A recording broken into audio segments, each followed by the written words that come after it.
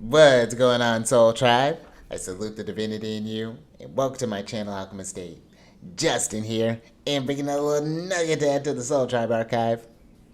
And in today's video, I'm going to be talking about the Sun in Libra in the 11th house, and this is a pretty neat one, I think, for the Sun to be in.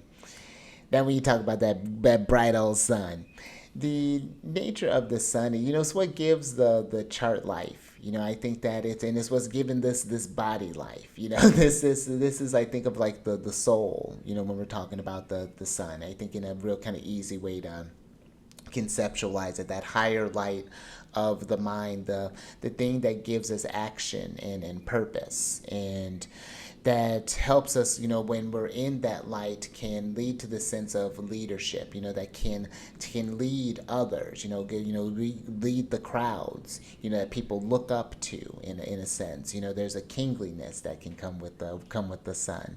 It can be closely represented with the father. There is this clear sightedness with the sun. Everything is just all seeing sun.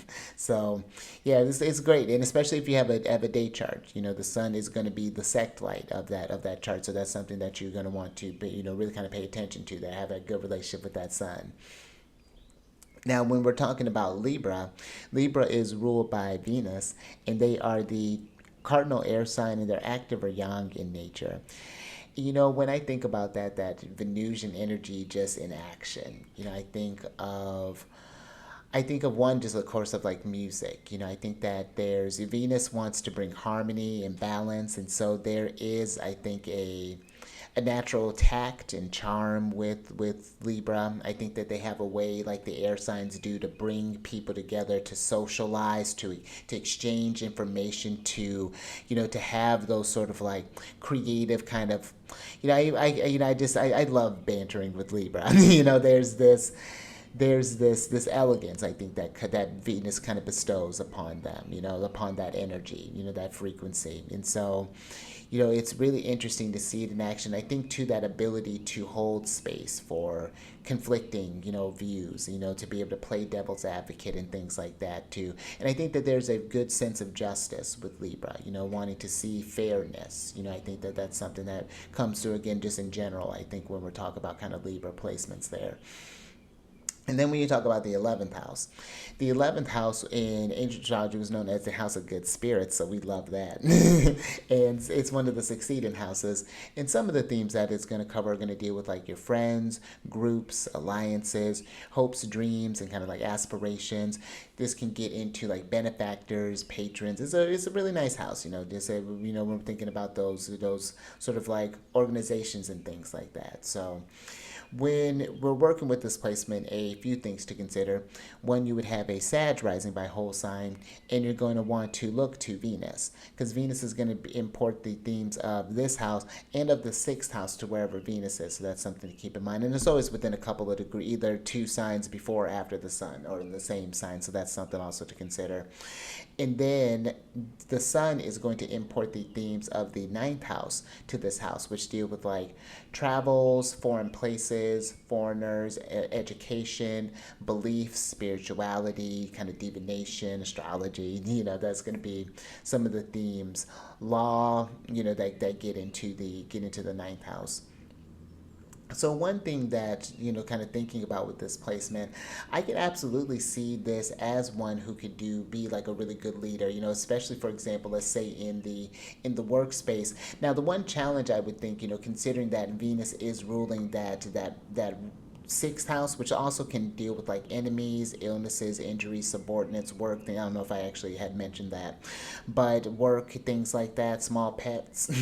But I could see where this could be a very friendly son, one that can get along with others, but I would be mindful that, you can't please everyone, and I think that that's something that the sixth house is there are going to be some clashes sometimes, and there's going to be a time where there's going to need to be those boundaries, where it's we can be comrades and we can be friendly and things, but there is still that, especially if we're working in a place of like a where there's like a hierarchy in a sense, where if you're managing people, whatever that's kind of looking like there, you're going to want to. And I'm even thinking from whether this is at work or this could be any sort of like group thing, whether you're maybe even like on a sports team, for example. Sixth house can kind of deal with that kind of activity, health sort of thing. So that could even be maybe you're like a captain of a team, or even just learning how to be in that sort of space there. I think group dynamics are going to be something that's very important for for this placement there. Paying attention to the friends that you have, the alliances that you make over time, and how how that creates that how's that reciprocity kind of looking there, how are they helping your hopes and dreams, and so kind of supporting those, and vice versa. How are we, are the people around you ones that you feel like you're elevating around, or do you feel like they're bringing you down some? So that's something that could, can come in mind. And with the sun ruling that ninth house and bringing that over there, maybe there could be, and this doesn't have to be all the time, but maybe there's could be those chances of just a clash of beliefs. That's going to be some ninth house themes that may come up there. We may have just different aspirations at some point. People change, and that, maybe needing to adapt to as, people evolve in their beliefs, their spirituality, their religion, whatever evolves, and just, that understanding that.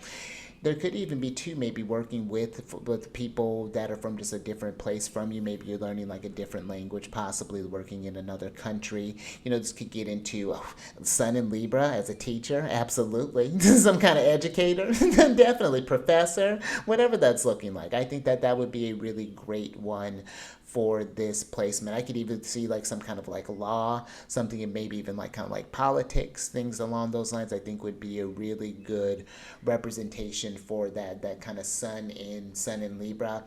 Definitely like either like kind of, I'm getting like maybe like judge, things along those lines could be, law, whatever that kind of is looking like there. But I can see this as someone, definitely. I just picture someone just like, I bet you're walking through a lecture hall, you're just giving your presentation. Maybe it's in just again in another language, possibly. Maybe you do something with travels. Maybe you go to manage different groups and different things, or like let's say for example you have your work that has like locations around the world, possibly. Then you go to maybe you find yourself just like managing different ones and doing like different trainings. Maybe you go the one they call when they want to open new places. So that may just be travel. That's, oh, this could be a really great one, maybe even for like, maybe I could see like some kind of like pilot, something you're flying a group of people across the fort, to new lands and things. So that's exciting. But and that might be something too, maybe you happen to have, if this is not you, maybe you happen to know people who, maybe you got friends who kind of open your world up a bit, who take you to for different stuff there. Maybe they're happen to be traveling for work and they're like, hey, come along with me. Let's go do this thing, while I'm on this trip, whatever that's looking like. But that would be just like maybe kind of another thing that I would kind of explore with this placement. But that might even be, again, something different too, where I would say, explore different places. Have a diverse group of friends. Get out there, and then just kind of seeing what that looks like. Kind of again socializing. I think would be a very useful one for this sun to be, because you never know who you're meeting, and what kind of opportunities that they could create from you. Not even just from like the places that they could take you for, but even just like the culture that you can take back with you, so that you can introduce to your groups or friends or whatever that happens to look like. And that's something too, I think, to think about when we're working with this placement, since the sun is so closely tied to that kind of that higher sense of oneself, that soul calling, what you feel, kind of compelled to do here. That's gonna, I think, be something with that ninth house thing. What are your beliefs? What do you, and having that connection with that source, whether it be through prayer, whether it be through astrology, whether it be through I Ching, whether it be through any sort of like divinatory thing, like having that meditation, hypnosis, whatever that looks like. I think having that can help keep that clear sight in mind, as far as, we, especially I think sometimes with Libra, it can get in its head sometimes, just like all the air signs can. And so I think that that's something where if you find yourself maybe kind of oscillating between like, oh, maybe I want to try this thing, maybe I want to do that thing, but what are people going to think about this? And whatever that spiral might look like, having that space where you can making space for the divine sometimes can really be very very clear, especially I've just as a little sidebar, I like where I'm a big I started off with tarot, but I've been really kind of getting more into the I Ching here as of late, and that one is fascinating. Like the spirit talks to you very very plainly, so that would be that'd be one to check out if you haven't got that. You book a reading with an astrologer. We could talk about your hopes, and that's shameless.